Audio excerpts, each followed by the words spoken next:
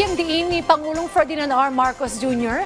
ang kahalagahan ng epektibong komunikasyon para maihatid sa publiko ang mga programa ng gobyerno. Kasunod yan ang isinagawang Gawad Parangal sa Pasay City kung saan kinilala rin ang mga ahensya ng pamahalaan at LGU na naging katuwang ng pamahalaan. Si Bien Manalo sa detalye.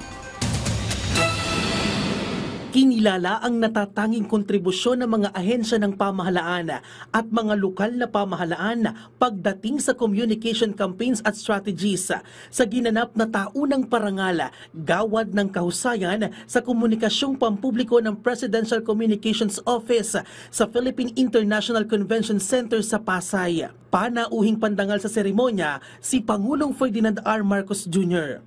Sa kanyang talumpati, binigyang diin ng Pangulo ang halaga ng epektibong komunikasyon para maihatid sa publiko ang mga programa ng gobyerno, pagsusulong ng transparency at accountability at pagtataguyod ng tiwala sa pagitan ng pamahalaan at sambayan ng Pilipino. The campaigns, the messages, and the voices we celebrate this evening remind us what leadership is capable of when there is a connection with the people.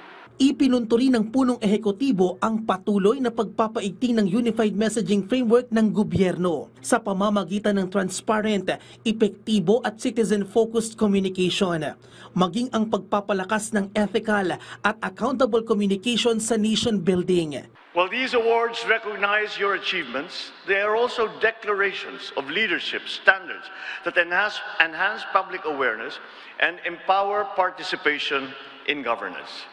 Samantala, inilunsad na rin ng Analyzing the Filipino Character and Mentality ang bagong Filipino podcast. Bien Manalo para sa Pambansang TV sa Bagong Pilipinas.